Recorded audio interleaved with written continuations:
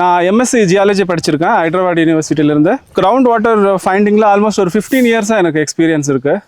என்னுடைய இனிஷியல் டேஸில் வந்துட்டு நான் ஒரு கன்சல்டண்ட்டாக கவர்மெண்ட் மெக்கரில் ஒர்க் பண்ணிகிட்டு இருந்தேன் கான்ட்ராக்ட் பேசிஸில்.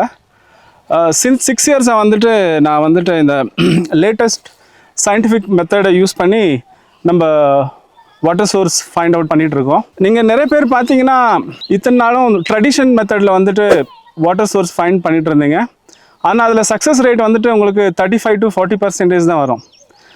நிறைய விவசாயிங்க நீங்கள் பார்த்தீங்கன்னா அவங்க தோட்டத்தில், அவங்க நிலத்தில், அவங்க காட்டில் போர்வெல் போட்டு சக்ஸஸ் ஆகாமல் நிறைய லட்சம் செலவு பண்ணி கடனாளிகளாக இருக்கிறத பார்த்துருக்கோம்.